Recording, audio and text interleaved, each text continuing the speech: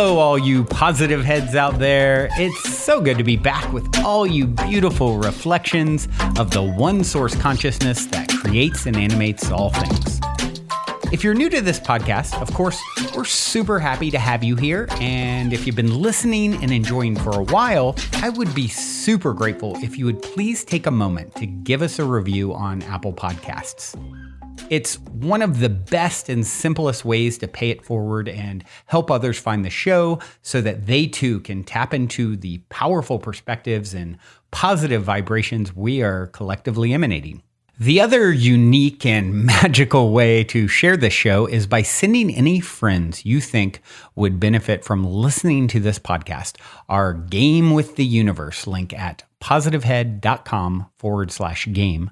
Also listed in the show notes, which will serve them up a quote-unquote random episode when they click it. Just instruct them before clicking the link to close their eyes for a moment and sincerely ask the universe to queue up the episode that contains the insight and perspectives that they most need to hear at this point in their life journey, and then click to listen to whatever episode is synchronistically served up to them. I have heard time and time again from people about the incredible results they received playing the game. So just tell your friends magical results are guaranteed or their karma back.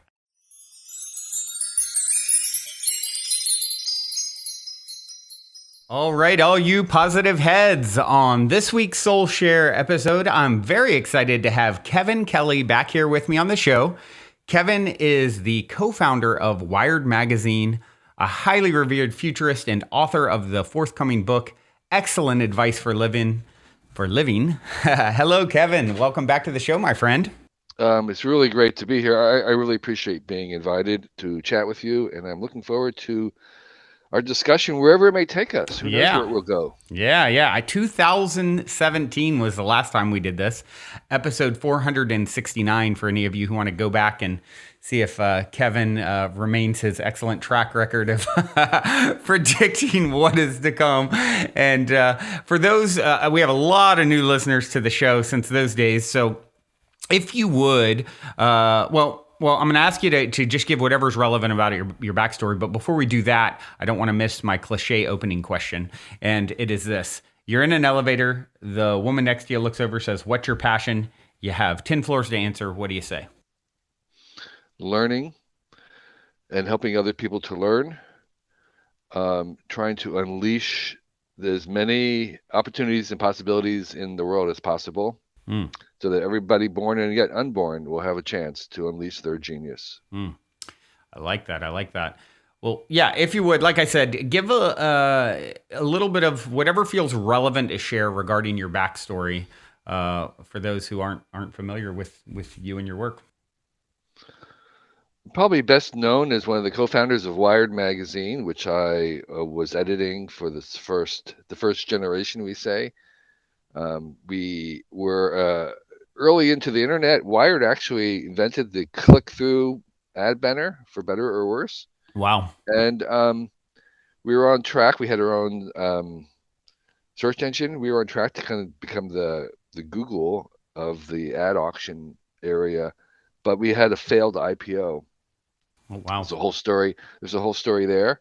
And in the end, we ended up selling the magazine to Condé Nast, the publishers of the New Yorker and all the glossy magazines in New York. And at that point, I left and started to continue what I did at Wired, which is to write about the culture of technology rather than technology itself. And that's been my focus. And so I've written a number of books talking about kind of generally where the culture is going and where technology as a system tends to want to go. And along the way, I've had other things. I was the editor and publisher of the Whole Earth Catalog, which was a bunch of it was the internet printed on newsprint. That's what Steve Jobs called it. It was the internet before we had the internet. And then I was involved in launching the first public access to the internet in '84. Wow. But my real passion for 50 years has been going to Asia and photographing the disappearing cultures and ceremonies and traditions in Asia. That's where I began this whole journey. And I released a book last year, a year ago, that was Kickstarted funded, called Vanishing Asia, and it was this over the top 1,080 pages, 30 pounds, 9,000 images of all the stuff that's disappearing, traditional ceremonies, festivals, costumes of Asia. When I spent 50 years going to the end of the back road to find these things that were disappearing. So Wow. that's in short, that's somewhat of who I am. Wow. That's uh that's quite a laundry list in a few minutes. So just curious about these different traditions in Asia and that you're documenting. I mean, obviously this sort of things happening other places too. Do you find that it is, more of a issue happening quicker? Why focused in Asia? Half the people on the planet live in Asia. Mm-hmm. Half the people alive today are living in Asia, more than half at this point.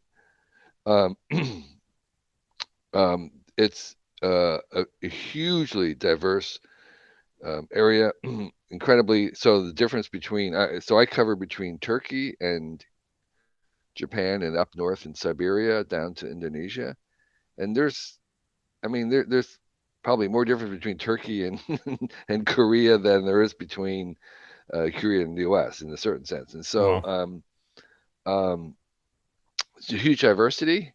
And the other thing is the speed at which it's changing. So not only does Asia have this unbroken, like say the Chinese, this unbroken, continuous line of civilization, um, so this deep past, they're also advancing the future. I mean, anybody who's gone to some of the Chinese cities is stunned by their at least their newness. So, for instance, Shenzhen, the city around where all the stuff in the world is made, is a brand new city that's about 25 years old, what's a little bit more than 25, maybe 30 years old, and it was just a fishing village. It's about as big as New York City, and not a single person was born in that city.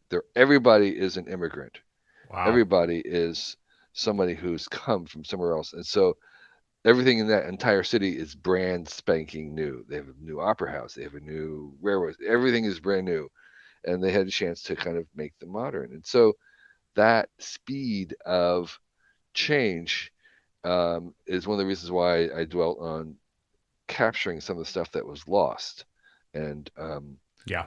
with half the population and making new cities, increasingly, what happens in Asia matters a lot more to the world than what happens in the U.S. Hmm. Where the U.S. we're very, very parochial, very, very self-centered, and we tend to think that what we think about the world matters, Mm-hmm. but in a certain sense, what Asia thinks about the world is what will matter. Mm. Why can you explain that logic? Well, there's 3 billion people just in India and China alone. That's 10 times the population of the US. Strictly like the numbers you So it's think like is. math, it's like Yeah. arithmetic. Yep. Gotcha. Gotcha. Interesting.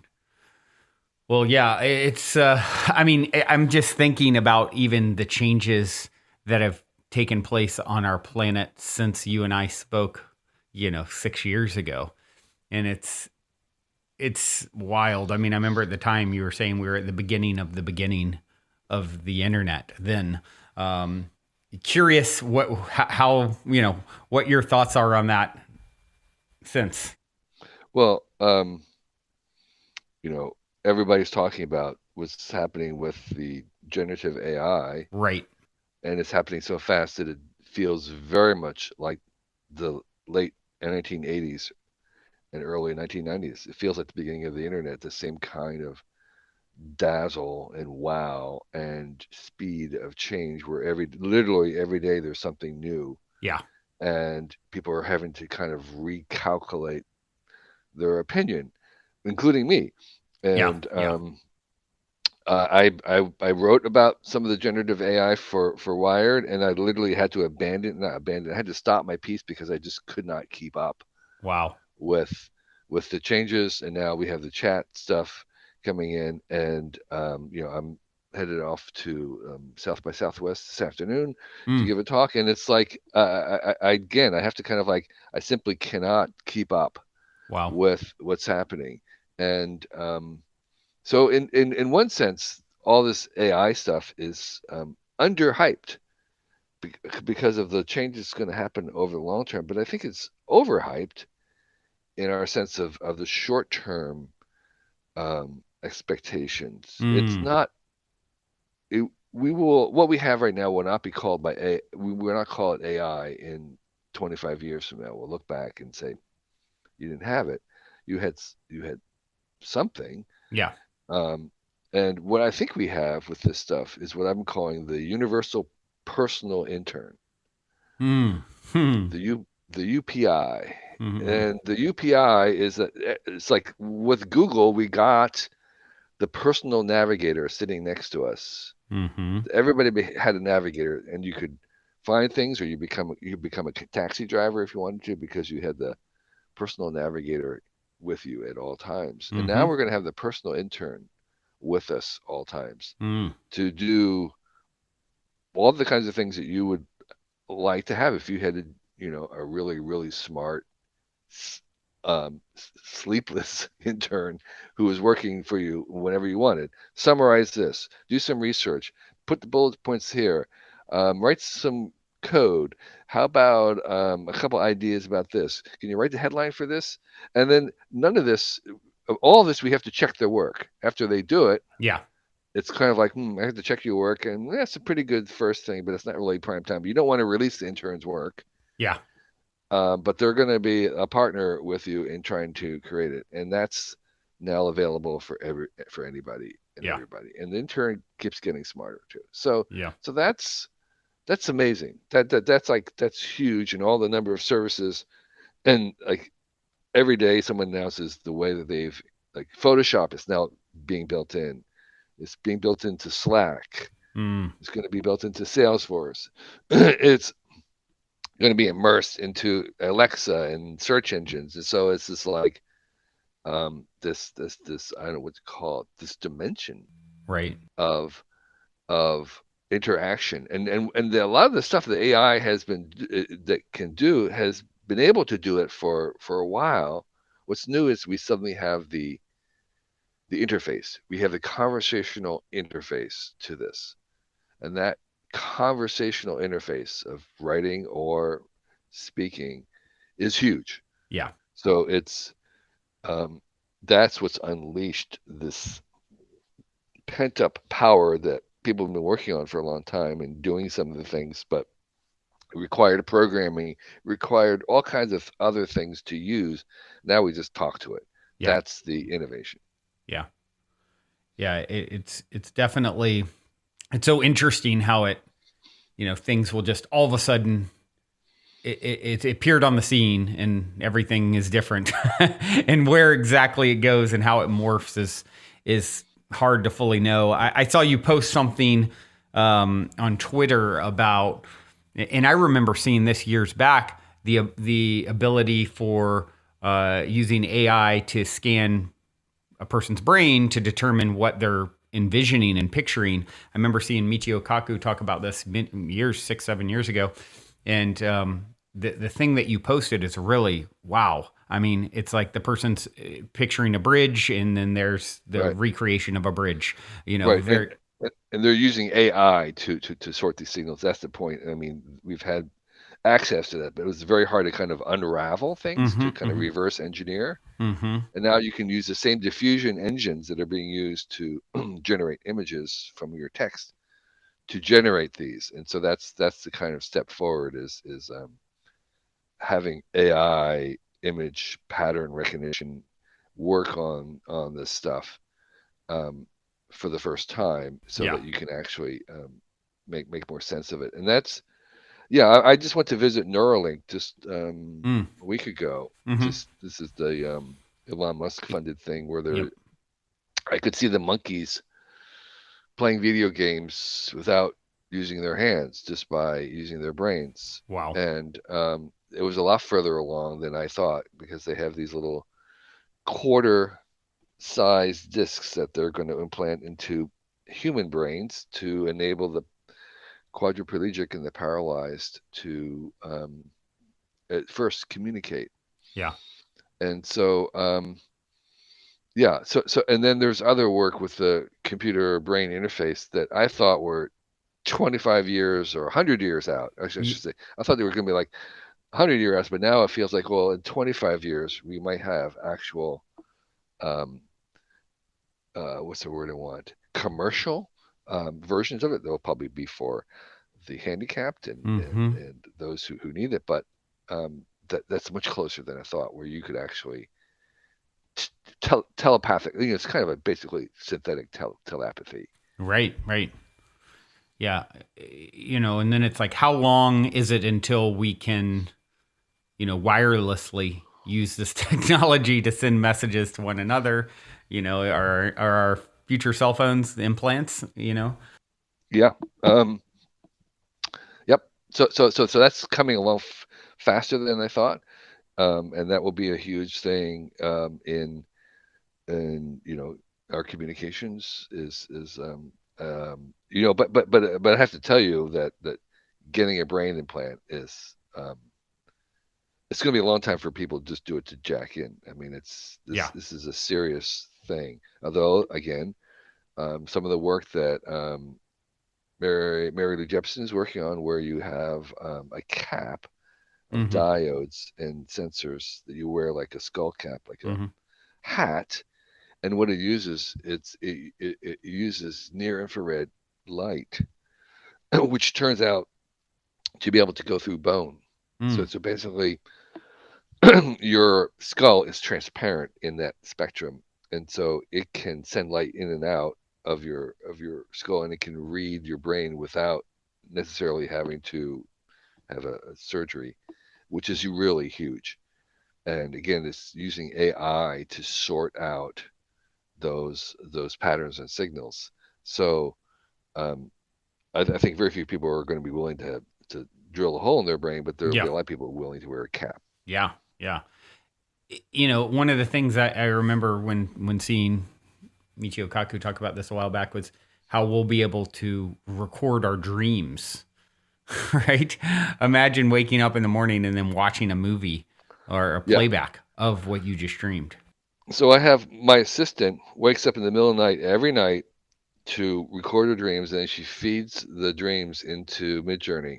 Oh, wow. Wow. So it's sort of A like rudimentary way to do it.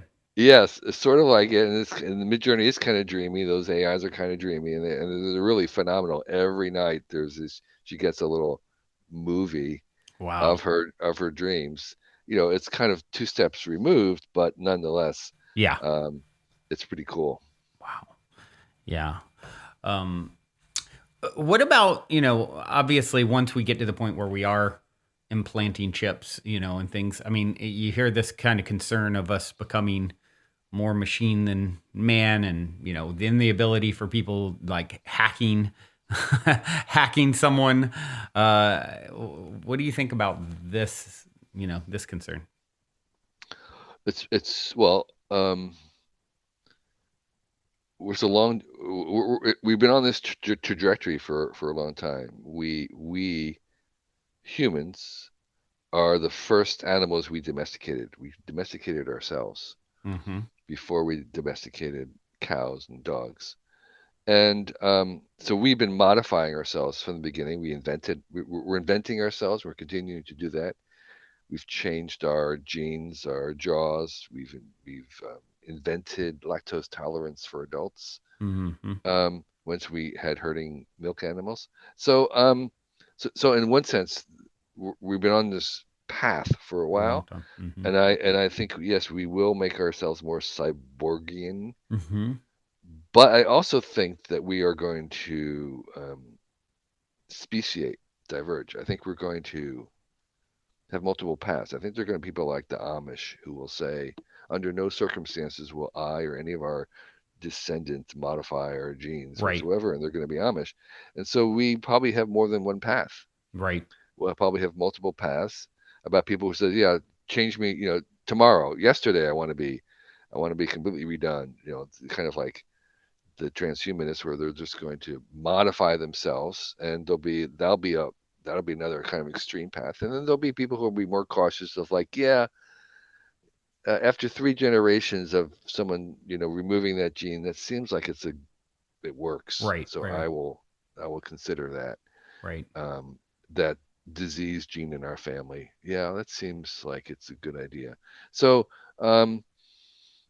yes. So the answer is yes, and all of the above, in the sense that I think we will have versions of us that are going to be very technological, and then the other versions of us, and who won't. And by the way, I think that will be a profound challenge, because right now we can eliminate, or we have the chance, or let's just say our argument for eliminating racism is that in fact we are all really exactly the same. Mm-hmm. But if that's not true, Mm-hmm. then people will start to talk about us and them, Yeah. and that is that's really hard. And I don't know what that will look like. It may be that would be disastrous to speciate.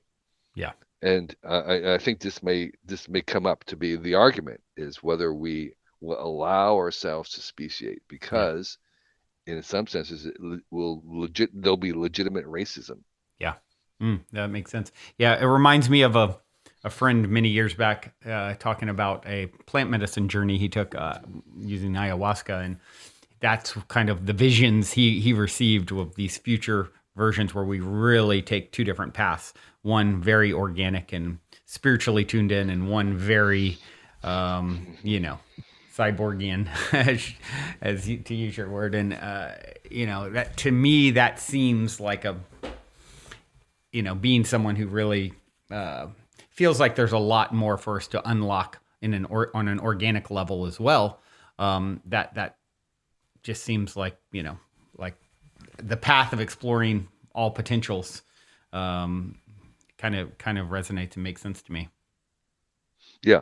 Well, coming back to AI, we also have a more immediate. I mean, I think it may be, a long time before we are able to speciate in any kind of successful way, but long before that, we are creating what I call artificial aliens, and these are AIs and robots. So Mm-hmm. that they will be, you know, probably sentient at some capacity, Mm. smart, but they're going to be very not human-like, like in the way that Spock or Yoda is.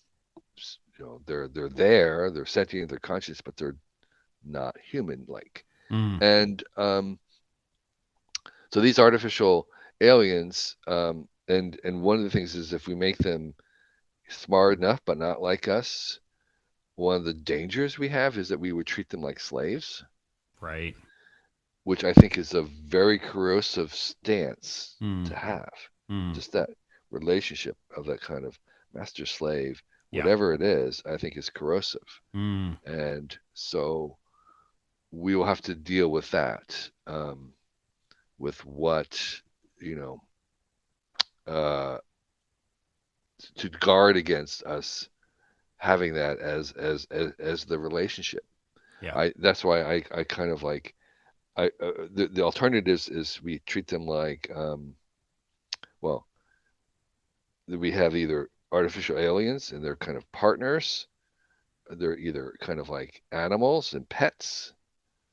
Um, Slaves is one that we don't want it, and then the other one is that we treat them like gods or spirits. Right. Right. And that's the singularity. The singularitans kind of want to treat them like gods. Right. Right. Before we continue on with today's episode, I'd like to take a quick moment to tell you about our sponsor, Talkspace. As a listener of this podcast, you know it's important to prioritize your mental health and wellness, because when you work on yourself, you'll start to see and feel positive changes in all areas of your life. When it comes to getting help via therapy, Talkspace makes it super convenient to get affordable mental health care from the comfort of your home that's in network for most insurers. Your therapist can help you set and achieve your goals, and you don't need to wait until something goes wrong in your life to work with someone. Talkspace is there to help with any specific challenges you might be facing. It's the #1 online therapy platform with thousands of licensed therapists trained in over 40 specialties, including anxiety, depression, relationships, and more. And as a listener of this podcast, you'll get $100 off your first month with Talkspace when you go to Talkspace.com/positive. To match with a licensed therapist today, go to Talkspace.com/positive to get $100 off your first month. That's Talkspace.com/positive.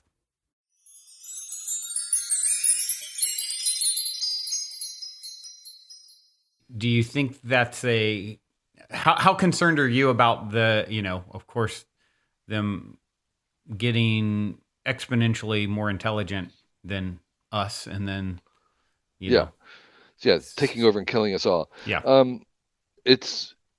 I would say it's a greater than zero probability, but it's not much more than zero. Really? And it's highly, highly unlikely. I wrote a piece that's kind of now well known in 2000, whatever it was, maybe 16 or something. I can't remember how long ago, but I think it's religious, this idea of the singularity and superhuman AI taking over for a number of reasons. And one example or one argument is that we have no evidence for this. There is no exponential growth in intelligence right now. We, first of all, don't have any metrics, and very little of the output of AI is expanding exponentially. It's actually quite the reverse. The inputs, the number of chips, the number of neurons that we need to do something is exponentially growing to produce a little tiny bit better. Interesting. So it's the complete opposite. There's an exponential increase in the amount of effort it takes for a small increase. Wow. And so this idea that there's going to be a runaway thing is just, it's divorced from reality, because that's the other part of it, is that thinking is overestimated by people who like to spend their time thinking. I call it thinkism. Thinkism is this idea that with intelligence you can solve problems, when intelligence is just part of what you need to solve a problem. We could have the most super intelligent AI in the world, and it would not be able to cure cancer. We just don't know enough. There's just not enough experiments done. It could think all it's want, but it's not going to figure out how to cure cancer by thinking about it. You could read all the papers there are, and it's not going to solve these issues, because it needs to do experiments and have data in the real world. It needs to be connected to the real world in some way, and that takes time. And so, if it wants to take over and kill us all, it has to. What would it do? How would it do it? It's like it would need to convince other things. It's just a fantasy. Yeah. It's a Hollywood fantasy, by and large. Interesting. I'm glad that you think that, because that would be a shitty way for us to go. Well, I mean, it's like, how is it? It's like this idea that we can't unplug it, or that or that that there's something going to happen and we wouldn't know that it would happen. It's like this is very similar to the typical Hollywood science fiction of the lone villain in the mountaintop or underground layer that's full of technology that works the first time, and there's no other people around to maintain or upkeep it or troubleshoot whatever it is. I mean, it's like, that is just so unlike. It's like most people can't keep their own laptops and Wi-Fi going by themselves, let alone this robot army of robots that are able to take over and kill everybody. And they're doing it by themselves. It's like, like it's just a total fantasy. Right. In every way. What do you think about, our ability to, download our consciousness into machines and So or so so there is a that idea comes from a fundamental computer science axiom mhm, called the church Turing hypothesis. You know, Alan Turing, the Turing mhm, test, mhm, and it says that basically, if you have enough um, storage and compute power, any computer can emulate any other computer. There's an equivalency. Stephen Wolfram calls it the equivalency. That basically universal computation is equivalent no matter where it's done. That is true if you have infinite resources, if you have mhm. infinite amount of time, if you have infinite amount of storage. The difference between reality and fantasy is everything's finite in the real world. Mhm. So in the real world, in the practical application, the substrate that you run on matters. So if you're running your intelligence on chips versus in a wet tissue, Yeah. the kinds of things, the kinds of thought that happen are different Yeah. and will never be the same. You can amplify that silicon to huge and try to emulate it, but an emulation is a in to emulate it in real time, it requires shortcuts. It requires cutting something. It requires changing, emulating versus having the real thing. And as soon as you have that, you're going to have a different cognition. Right. And so, and so, the more we can move on to a substrate of computing that looks like the human brain, the more it'll be like human-like thinking. Mhm. Um, there's very little reasons to do that. Most of the value we have from AI is because it thinks differently than us. Right. That's why we're inventing these things. We want things that don't have consciousness necessarily for most time. That's a distraction. Yeah. Consciousness is usually a liability. Right. Okay, and Right. so the fact that you don't want your car driving to be conscious. You want it to be focused maniacally on driving and not worrying about whether it should have majored in English or Right. finance, right? And so we're going to make these thousands of different species of AIs and engineer them precisely because they don't think like us, Mhm. and we'll make them very very smart in different dimensions. And smartness is not just like decibels; it's multi-dimensional. Um, to help us solve problems Right. that we can't solve by ourselves. All right. I mean, this is what Google is. Google is like, okay, memorize 25 billion web pages and then Yeah. tell me where something is. Yeah. Humans can't do that. Right. So even though that it's a kind of a very peculiar and weird and single kind of intelligence, it is a kind of intelligence that says, I know where every single word is on that's ever been written, and I can find it or whatever. And so that's a non-human like thing. Right. And so we're going to keep making these so that they don't resemble human thinking, and that's on purpose. And so Right. um, we're we're going to make what I call artificial aliens. Yeah. Yeah. That's an interesting way to sort of frame it. Which leads me to another interesting technological centric topic that has been really hot in the years since we've had the opportunity to connect on a podcast, which is, uh, UFOs, UAPs. And I'm curious what your take is on all of Yeah, that yeah. becoming mainstream. So I wrote a post where I was coming out of the closet. I was outing myself, Mm, and what it was yes, I believe that there are billions and billions of civilizations with advanced technology out there, and I believe that um, most of them, how should I say it? I believe that life, basic life, is rampant throughout the universe. mm-hmm.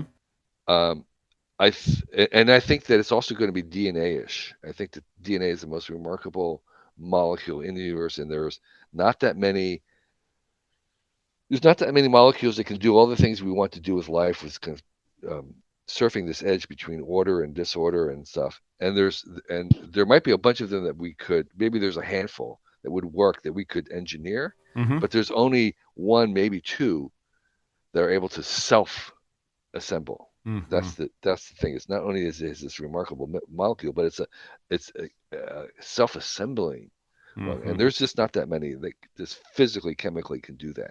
Yeah. So I think that generally most of life throughout the universe will be DNA-ish, and then I think it's going to be uh, I think it'll be relatively rare among statistically for them to be able to have for planets to have the necessary climatic geological conditions to get intelligence. Okay, Mm-hmm. so intelligence requires a persistence of a lot of very, very special conditions in order to last long enough to get intelligence. So, but still, saying things are relatively rare in the universe when we've got a gazillion examples. Like even like if there's one other gazillion, so you still got another gazillion. You're right. So, Right. Right. and then secondly, I think as I think about if you have an advanced civilization that was capable of interstellar travel, you're capable of making any material or anything that you could possibly desire. And so the question would be, why would you even want to visit other planets? Mm. What would they have that you Yeah. don't have? Right. And because you can make almost anything. Yeah.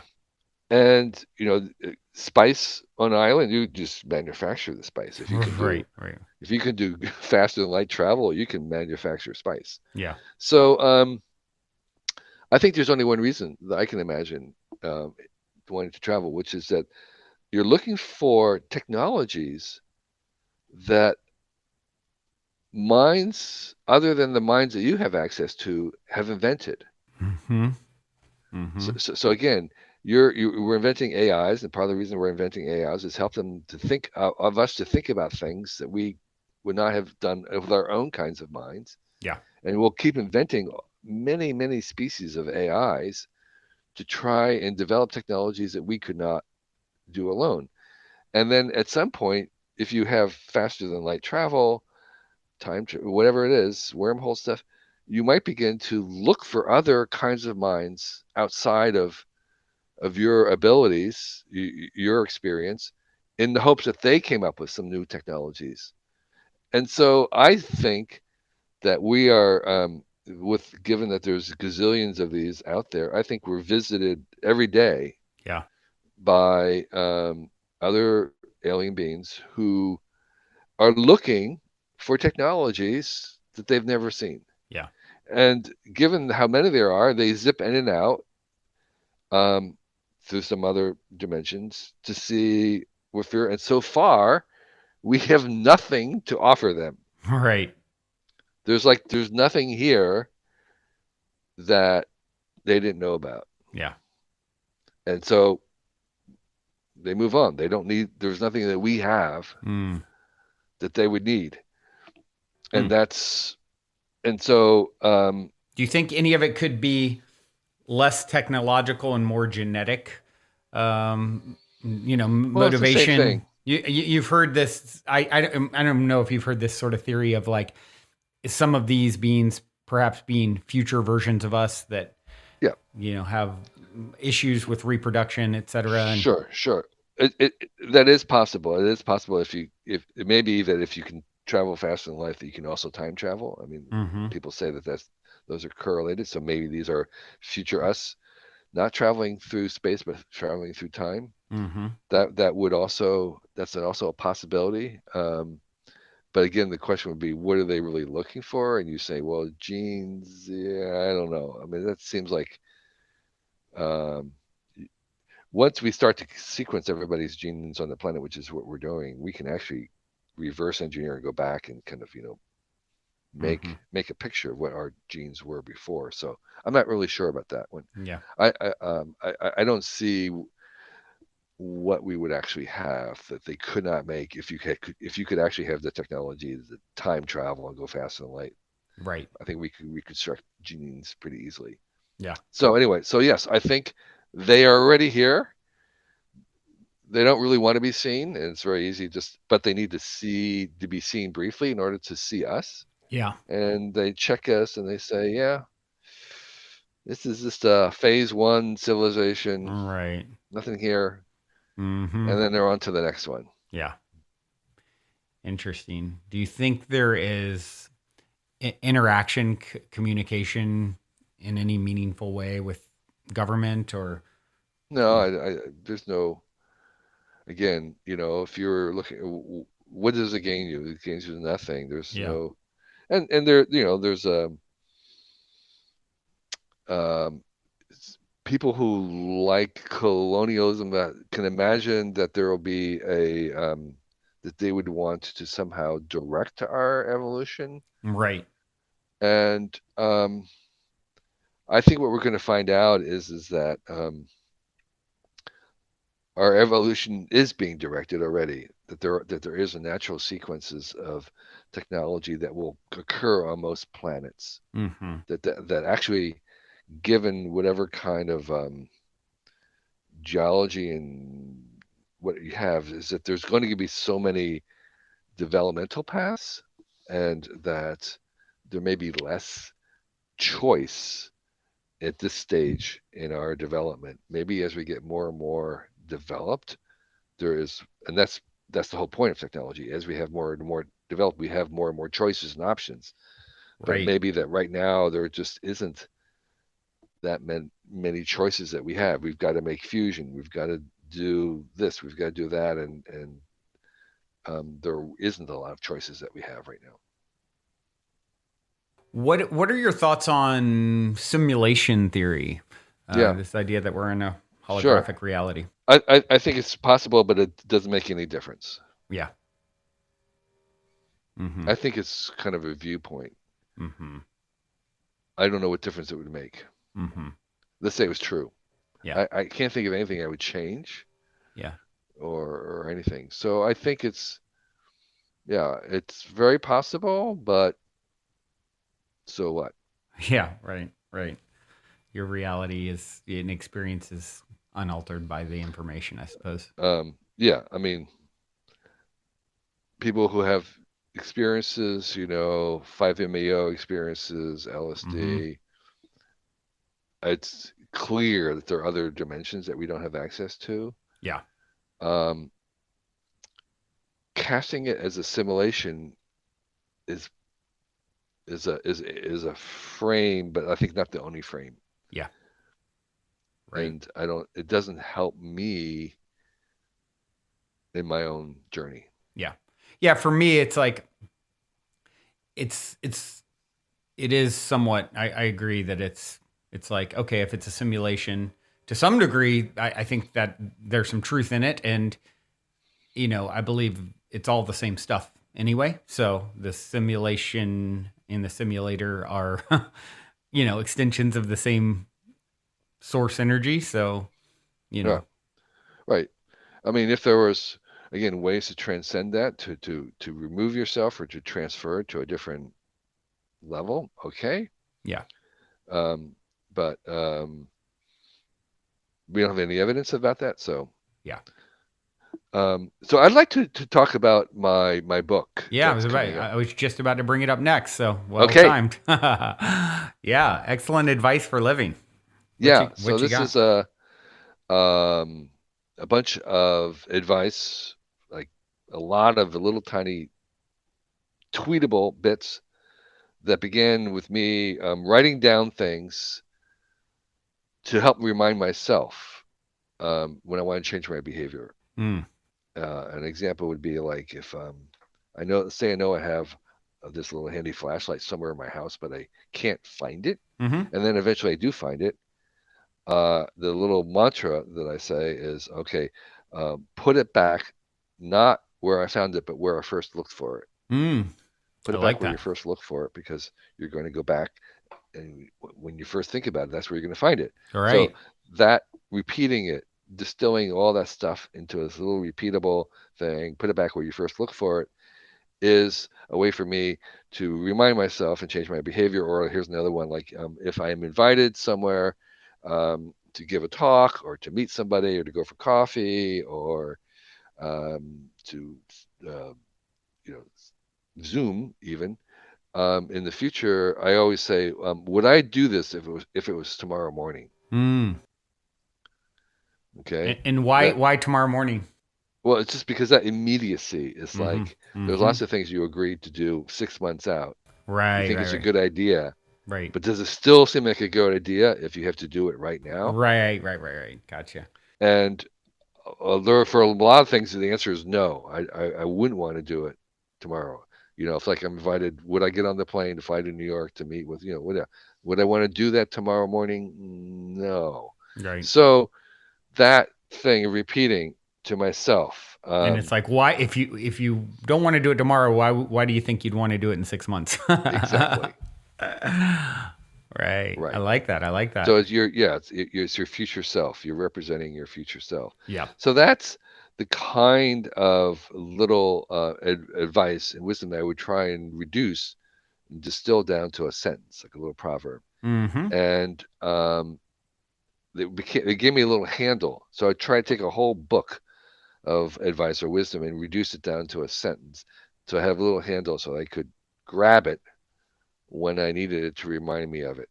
And some of that wisdom I wished I had known long ago. It took me a long time Mm-hmm. to get there. For instance, something I really wished I'd known long ago was that um, our time is the most valuable thing we have, and it's the Yeah. only scarcity, literally the only scarcity we have in this abundant world.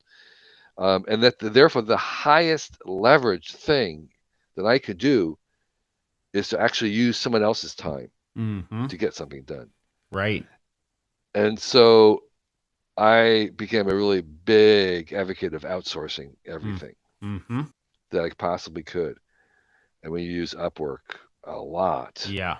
Right. So I'm always looking at, is this something that I can specify enough so I can leverage someone else's time, because my time is the most valuable thing we have. And if they're willing, I'll pay you Yeah. to use their time. Okay, I'm now leveraged. Yep. And so I wish I'd known that was earlier, because I came from kind of a hippie do-it-yourself thing. I've built my own house by cutting down trees, Yeah. That's moving as hippie stones. do it yourself as it gets right there. Right, exactly. And I was a beekeeper, making my own wine, and kind of the whole worth thing of doing it yourself. Mm-hmm. And so I had this idea, like when the internet was first coming along, I didn't do any kind of a internet startup because it's like I don't program. I don't know how to program. It never occurred to me that you just hire a programmer. Mm-hmm. That's like, what? So Mm. um, I just wish I had known that earlier, that this was a huge leveraging of my own talents and abilities, was to be able to hire out whatever I could. Yeah. Yeah. It's definitely, as a serial entrepreneur myself, and I've had, hundreds of employees at this point. It's one of those things that I've still found to be challenging. There's at times, because the worst use of my time I've found is hiring someone, investing a bunch of energy into them, and then they do it poorly, or quit, or what have you. And then it's like, oh gosh, if you want something done right, do it yourself. And that's the battle that I found with it, is like, oh gosh, like just the learning curve to get them Right, there. right, And right. so, So one of my bits of advice in the book is that yes, it's a real bummer and very unfortunate if somebody that you trained leaves, but it's worse if you didn't train them and they stayed. yeah. Right. Good point. Good point. Right? Right? Okay, yeah, it's a bummer. You trained them, they left. But man, if you didn't train them, they stay. It's like, uh. So the other bit of advice is that you actually want to train people so that they would flourish if they left, but you want to treat them so that they never leave. Yeah. Right. Right. So yeah, so you have to invest into, and then the third little bit of advice is that well, there's another fourth one, but the third one is that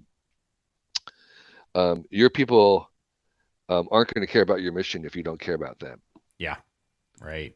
And so yeah, so there is a sense of where you absolutely just have to invest into people, and yeah, they may leave, but it's just the alternative is just even worse. Yeah. Right. Right. Agreed.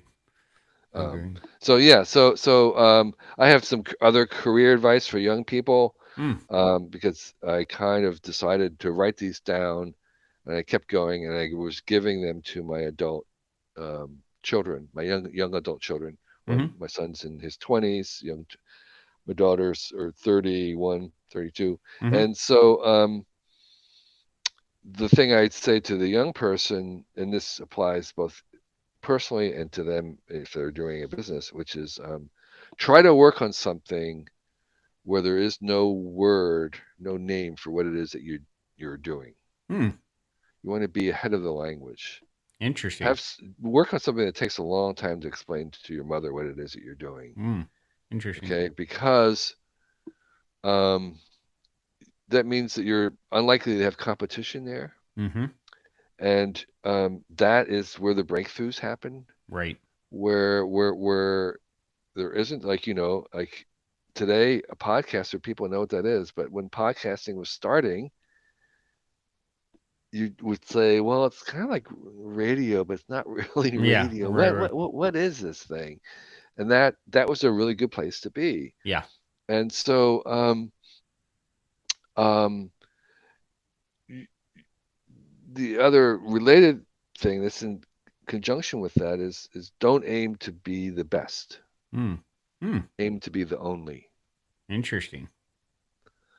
That's true for your company. Don't, if you're best, you're just competing. Yeah. If you're the only, you don't need a resume. You are the thing. Now, and that's a very, very, very high bar Yeah. for us individually, for a company.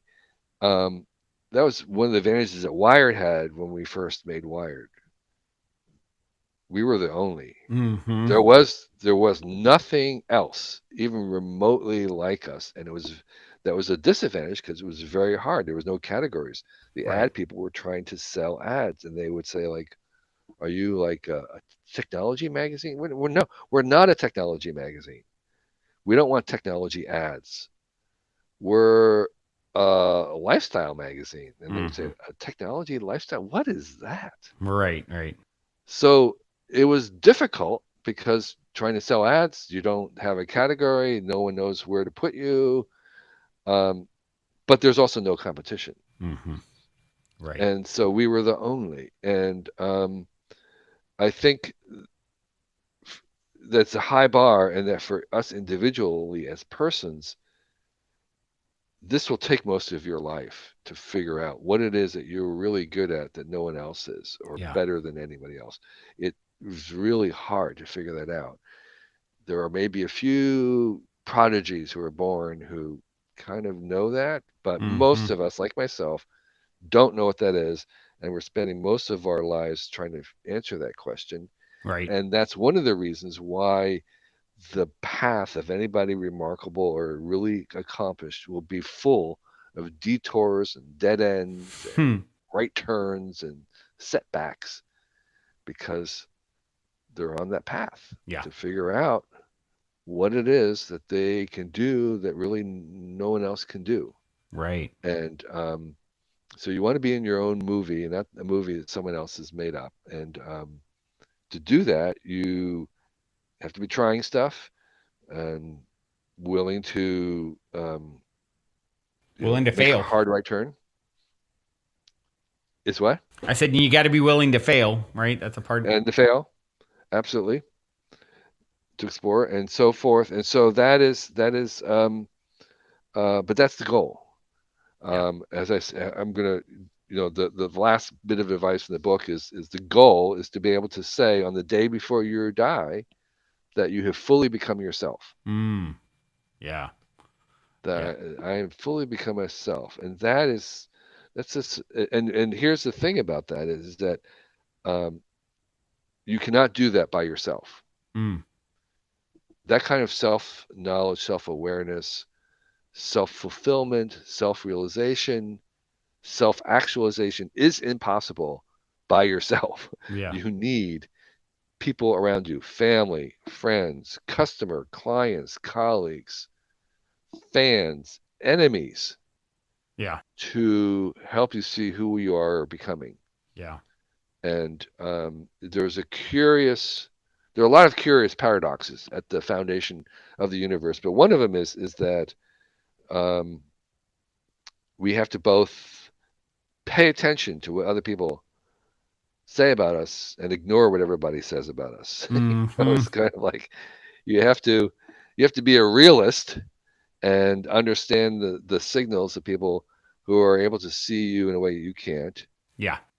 And you have to pay attention to what they actually want.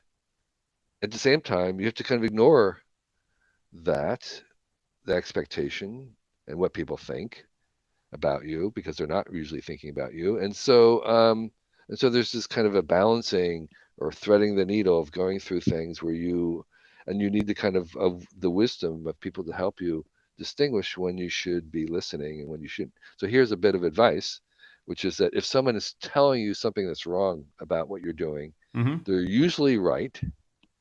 But when they tell you the solution of what you should do to fix it, they're usually wrong. Mm. Interesting. Why Okay, do you so think that is? um, because we only can see 2% of each other, and Yeah. so Mm. uh, it's much easier for us. It's always easier for us to see what's wrong with things than to suggest a solution that works, and that's true about creation in general. Yeah. That's one of the things that so when a new technology comes up, it's very very easy to imagine all the things wrong with it. It's Right. harder to imagine the one good thing that it's going to change for the good. Right. Right. Right. So things so how things break is easier to see, and Hmm. because there's more ways things break than there are that they work. So it's not. I mean, the bias is because that's the actual fact Yeah. that there are far more ways to fail than there are to succeed. But there's still enough ways to succeed that's infinite. So we're not hurting. So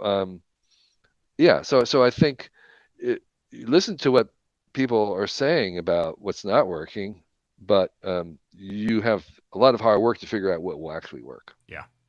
Guess that explains why there's a lot more critics than Yep. people accomplishing amazing things, right? Right. Right. Exactly. Because there are more ways to fail than there are to succeed, and succeeding is good. And this is why the world is being shaped by optimists, Mm-hmm. because there is an imagination required to imagine and believe that that the solution would work. I mean, Yeah. you have to kind of imagine it in some ways. You have to have that thing. I can see this. I can see it working. I can really honestly believe that it will work.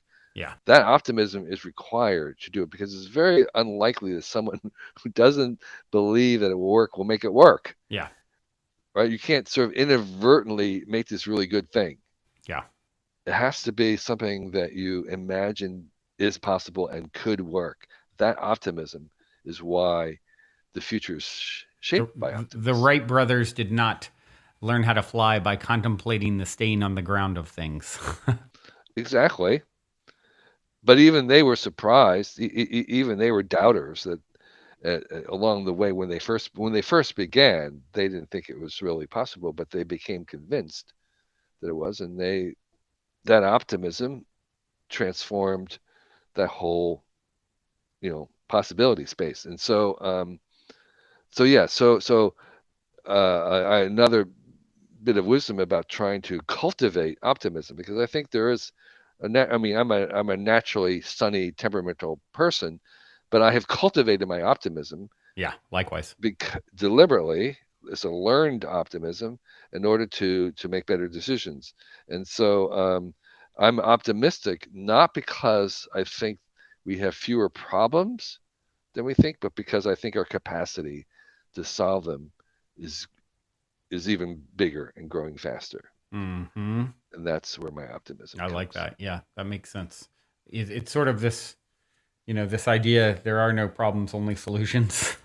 Or there's Well, is yeah, and I would say progress is propelled by problems. yeah, Problems are opportunities disguised. So opportunities are disguised as problems. right, right, No problems, no progress. right, right. And we're most of the technology, most of the problems today was created by technologies in the past. Mm-hmm. Practically all the problems of the future are going to be created by the technologies today, Yeah. which is what most technological critics would say. But where I diverge is the next step, Mm-hmm. which is I think the solution to the problems caused by technology is not less technology, Mm-hmm. but more and better technology, Right, right, right. which will create new problems, which will have to be created by new technology. Right. And it may seem that that's just sort of a the Red Queen running in place. Yeah. But in fact, what it's generating, what it's creating, those cycles, is more choices and possibilities. Yeah. So It's this, the idea there, there's always like the two sides of the coin, right? And it's like the scalpel can heal, it can kill, and I think no matter what we come up with, there will be some, you know, duality to it. yes, there will be a duality, but I actually think it's not just neutral. I Mm. think technology is biased to the positive. Mm. Yeah. I think that what we it is true that for any the more powerful the technology is, the more powerfully it can be abused, Right. and it is likely to be abused. But if we can create 1% more than we destroy every year, Mm. 1% compounded over time is civilization. So we Right. don't need much. It doesn't have to be that much better. It Mm-hmm. can be a tiny, tiny, little tiny bit better. There could be 51% good in the world and 49% bad. Right. 49% bad is like, that's hard to ignore. Right. You see it everywhere. Right. But that 1% difference is hard to see as well. You Right. can only really see it by looking back and Mm-hmm. behind us. And we see it accumulating. And that's why looking at history is really one of the best ways to be optimistic. If you really are Yeah. seriously looking at history, it's like you don't want to live in the past. Right. You do Right. not, particularly if you are female, particularly if you are born poor. Right. Like, n- no, you do not want to live in the past. Yeah. So we can only see this 1% incremental betterment by looking retrospectively. It's usually completely overwhelmed by half the world being crap. Right. Right. Right. Yeah. That's an interesting perspective and thought on it.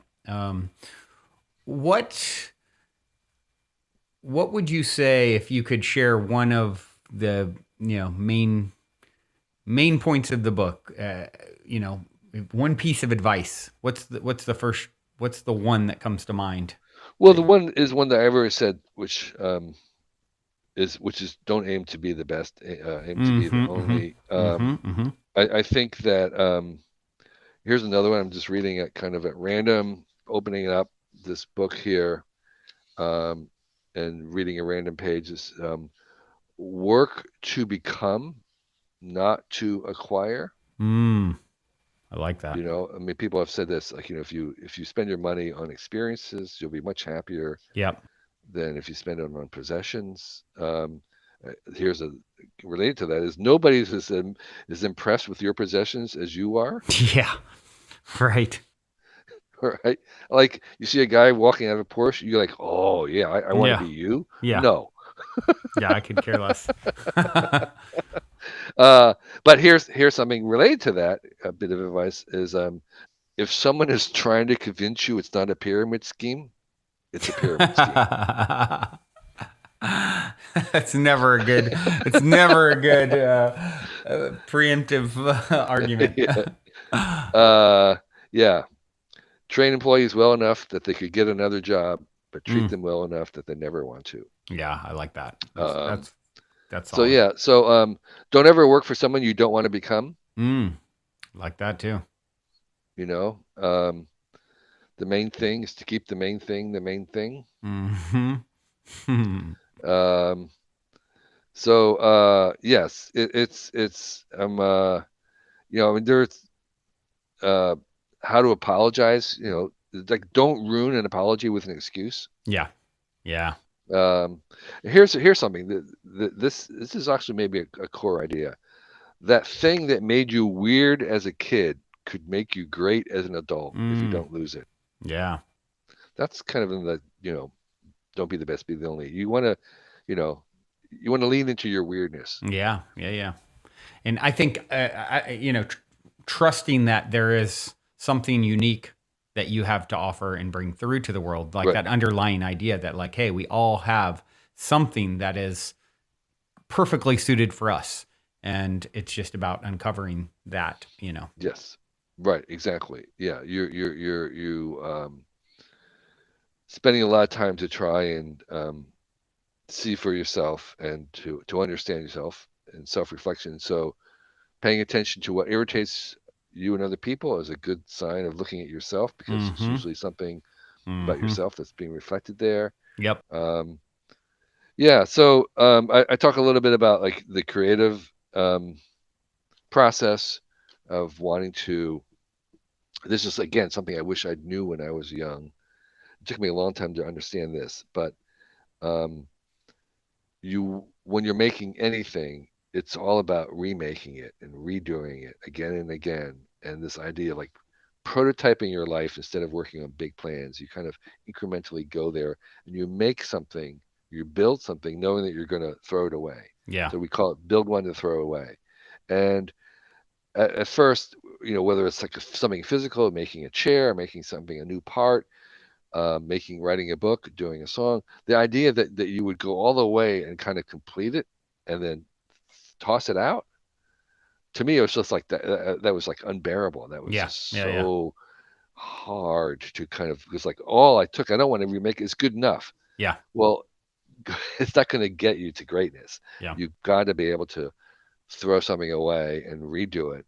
And that process. So now I kind of, I totally expect that I'm going to prototype something and then toss it Yeah. and then make another one Yeah. and then and redo it and you know do the headline and have the article and then scrap it because it Yeah. wasn't good enough. Yeah. That was what we did at Wired, and it was kind of it was a kill fee, and it was like we planned on that.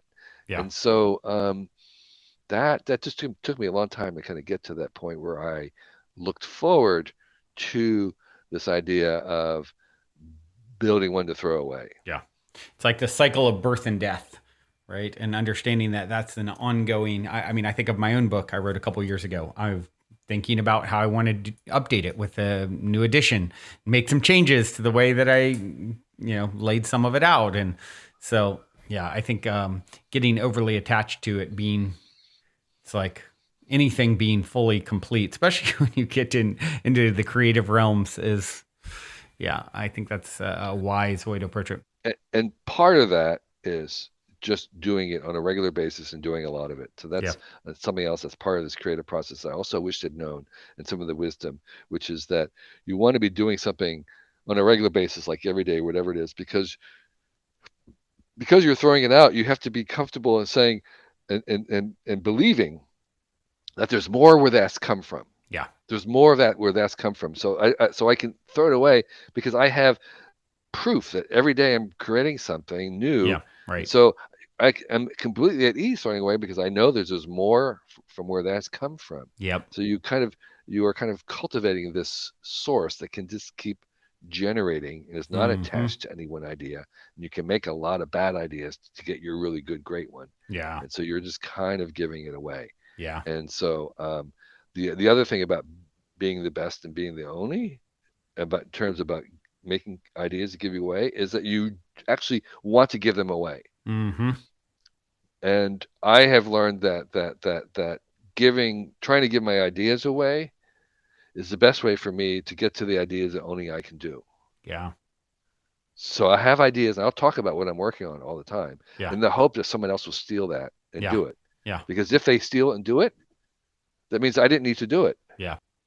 That's not to me. That's not the only. Yeah. So I'm hoping that people, because that means I don't have to do it. So if there are ideas that I can't give away, I try to give away. I want people to steal them. Nobody will take them. They're just really great ideas, and then I do them. Then it was yours. I'm not in a hurry anymore. Yeah. There's no competition. I've I like that. tried to make that, and now I'm going to work on something that only I can do, that nobody has a name for. They don't know what to call it. It's hard to describe. That's a good spot. I think that's a very wise approach to having, as someone who's went the full gamut of experience of like, I need to hold my ideas close, someone will take them, to then having something, an attempt to take something from me happen in a very dramatic fashion with business partners. And like, I've been through that whole journey and I've landed where you have. It's like, look, and even being asked that, oh, what if, when I started this podcast, I was on payroll for a company that I'd started. And then one business partner came to me and said, what if our other business partner laid claim to it because you were still on payroll here? And, I'd say I'd give it to him because I have infinitely more where that came from. And then I got to play that out in a very dramatic fashion. Not exactly that way, but it's very similar. And it's like, that has been a big lesson in my own journey that I fully endorse. Yeah.